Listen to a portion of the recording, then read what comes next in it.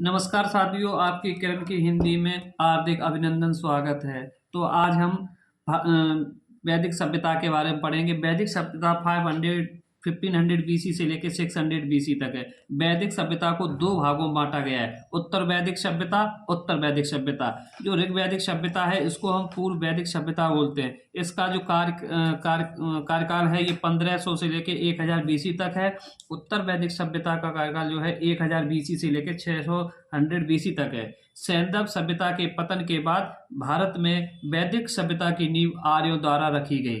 वैदिक सभ्यता के निर्माता आर्य थे। आर्यों की पहचान नार्डिक प्रजाति से की गई है, जो भारत में आने वाली अंतिम प्रजाति थी।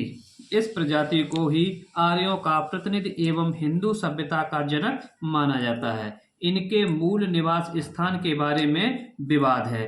अलग अलग विद्वानों की अलग अलग राय है, लेकिन अधिक विद्वान मैक्स मूलर की राय से सहमत हैं। विद्वानों का मत आर्यों का निवास स्थान। मैक्स मूलर मध्य एशिया, बाल गंगाधर तिलक उत्तरी ध्रुव, दयानंद सरस्वती तिब्बत, डॉक्टर अविनाश चंद्र दास सप्त सैंधव, डॉक्टर संपूर्णानंद आल्पस पर्वत यूरेशिया, डॉक्टर प्रोफेसर पेंका जर्मनी के मैदान।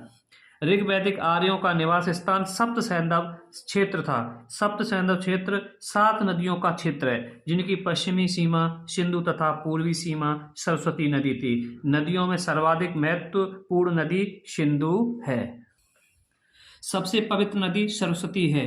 गंगा का कम महत्वपूर्ण है। ऋग्वेद में इनका उल्लेख केवल 1 बार तथा यमुना का 3 बार है। यह एक ग्रामीण सभ्यता थी।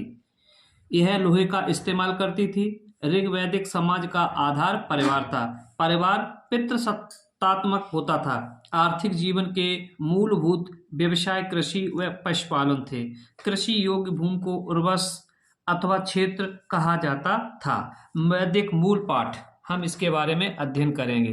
भाषा संस्कृत एवं लिपि ब्राह्मी थी। वैदिक में वेदों को श्रुति कहा गया है, क्योंकि एक संकलित किए जाने से पूर्व यह गुरु शिष्य परंपरा सुनाए एवं कंठस्थ कराए जाते थे। मतलब इसमें गुरु के समीप शिष्य रहते थे, उनको मौखिक तरीके से उनको सूत्र वगैरह या जो भी होता था उनको उच्चारण के माध्यम से उनको उनके विद्यार्थियों को याद कराया जाता था। वेदों को संहिता भी कहा गया है। वेदों को क्या बोला गया? संहिता।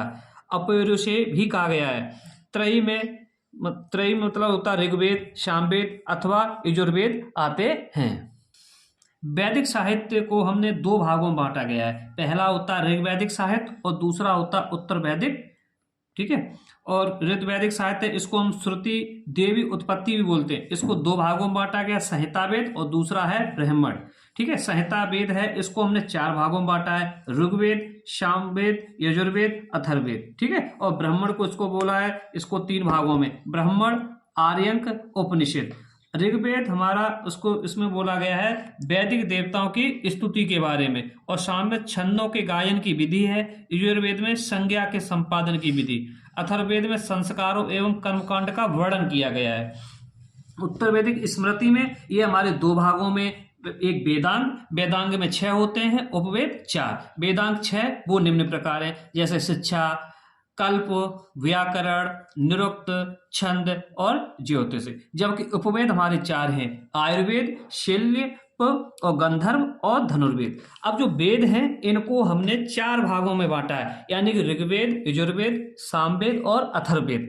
यजुर्वेद में स्तुति बोली गई ब्राह्मण ग्रंथ की, यानी कि इसमें ऐतरेय, कौशिकी इनके, फिर इसको ऋग्वेद का उपनिषद होता है ऐतरम, कौशिकी, और इसमें पुरोहित को हम होतु बोलते हैं। यजुर्वेद को 2 भागों में बांटा गया है, एक कृष्ण और दूसरा होता है शुक्ल। कृष्ण का मतलब प्राचीन यही है। इसकी 4 संहिता है, मतलब एक है कंठा, कपिष्ठल, मैत्रेयनी और तैत्तिरीयनी। ठीक है। ब्राह्मण ग्रंथि इसको हम तैत्तिकी शतपथ बोलते हैं, या फिर इसे उपनिषद ग्रंथ। इसमें होते हैं हमारे 5। कौन कौन से होते हैं? तैत्तिरीय, दूसरा होता है कंठ, तीसरा होता है श्वेताश्वर, चौथा होता है बृहदारण्यक, और इसमें 5वां होता है ईश। और जबकि इसमें जो बृहदारण्यक होता है ये सबसे बड़ा होता है, और हमारा इसको जो पुरोहित को हम अध्वर्यु बोलते हैं। और हमारा होता है यानी कि तांडय सर्वाधिक प्राचीन ब्राह्मण होता है। उपनिषद इसमें होता है, पहला होता है केन, दूसरा होता है छांदोग्य, और तीसरा होता पुरोहित उद्वर्ण। छांदोग्य मतलब होता है इतिहास पुराण पंचम वेद के बारे में इसमें वर्णन किया गया है। और दूसरे नंबर पर हमारा इसमें जैमिनी दिया था। अब अथर्ववेद के बारे में हम अध्ययन करेंगे। ये होता है पिपलाद, इसकी पूर्ण जानकारी नहीं है। और ये दिया गया ब्राह्मण ग्रंथ जिसे हम गोपथ भी बोलते हैं। उपनिषद इसमें 3 होते हैं, मुंडक, मांडुक्य और प्रश्न। इसे हम ब्रह्मवेद या अथर्ववेद भी कहते हैं या कहा जाता है। वैदिक मंडल एवं उनसे संबंधित दृष्टि त्रुटि वगैरह, इसमें ऋग्वेद है उसमें कितने 1028 सूक्ति हैं, 10,552 मंत्र हैं तथा 10 मंडल हैं। अब जो 10 मंडल हैं इस मंडलों के बारे में हम चर्चा करेंगे। प्रथम मंडल में कर्ण ऋषि आते हैं, द्वितीय मंडल में गृहस्थ संबंध आते हैं, तृतीय मंडल में विश्वामित्र, चतुर्थ मंडल में वामदेव जो कि वामदेव को बोलते हैं कृषि का विशद, पंचम मंडल को अजी बोलते हैं, षष्ठम मंडल को भारद्वाज बोलते हैं, सप्तम मंडल को वाशिष्ठ बोलते हैं। यानी कि पहला जो था वंश मंडल इसे कहते हैं, यानी कि जो 5 तक दिए इनको षष्ठ, ये पंचम मंडल। और प्राय अग्नि मंत्र से शुरू होते थे, यानी कि हम अग्नि वगैरह मंत्र होते हैं, कोई अनुष्ठान करते हैं पूजा पाठ का तो हमारा अग्नि से ही शुरू होते हैं, ठीक है। फिर अष्टम मंडल में कांडव है, अंगिरस होता है। नवम मंडल में सोम को समर्पित है यानी कि अमृत को। दसम मंडल पुरुष सूक्त होता है। विशेषताएं क्या है इसमें भाई, पहला और 10वां मंडल नवीनतम मंडल है, यानी कि पहला और जो 10वां मंडल है ये सबसे नया मंडल है, और 8वां और 9वां मंडल मध्य के हैं यानी कि बीच के हैं। दूसरे से लेकर 7वां मंडल प्राचीनतम मंडल है, यानी हमें सबसे शुरुआत जब मंडलों की हुई थी तो वहां से ये लिए पहले से लेकर 7वें तक। संगोत्र विवाह होता है, एक ही कुल में विवाह करते हैं हम लोग, यानी कि आज भी ये शादी विवाह में करते हैं तो हम कुल वगैरह देखते हैं कि भाई तो ये एक ही कुल में होता है, उसको सगोत्र विवाह बोलते हैं। संपिंड विवाह होता है रक्त संबंध में विवाह, ठीक है, ब्लड।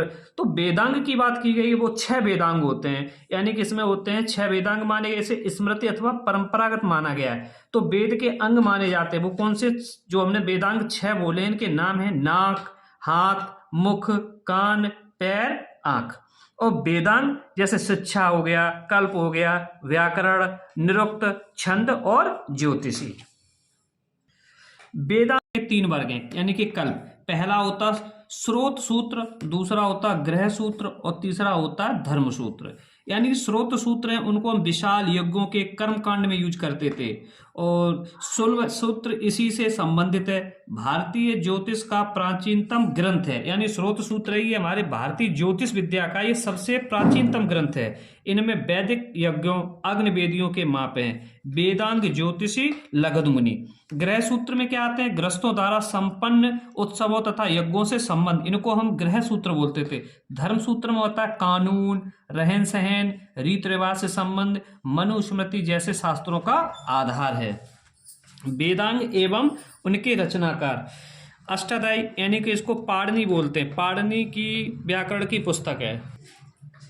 वार्तिकी कात्यायन, यानी संस्कृत के प्रयुक्त नए शब्दों की व्याख्या के लिए रचना की गई है वार्तिक में। महाभाष्य ये इसकी रचना की है पतंजलि ने। पाणिनि के सूत्रों पर महाभाष्य लिखी गई है। निरुक्त भाष्य छंद के इसको आचार्य पिंगल ने लिखा है। वेदांग ज्योतिषी लगध मुनि को कहते हैं। वेद एवं उनके उपवेद, वेद और उपवेद। ऋग्वेद यानी कि आयुर्वेद से संबंधित है, यानी कि धन्वंतरी, चिकित्सा। यजुर्वेद धनुर्वेद और इसमें विश्वामित्र और युद्ध कला। सामवेद गंधर्ववेद संगीत कला और भरत मुनि। अथर्ववेद के शिल्प वेद हैं और विश्वकर्मा भवन निर्माण। दोस्तों तो आज हमने प्राचीन भारत के बारे में थोड़ा अध्ययन किया, अब हम आगे मिलेंगे तब उसमें पढ़ेंगे षट दर्शन के बारे में। तब तक के लिए अगर आपको मेरा चैनल अच्छा लगा है तो सब्सक्राइब करो, लाइक करो और शेयर कर दो। धन्यवाद। राधे राधे।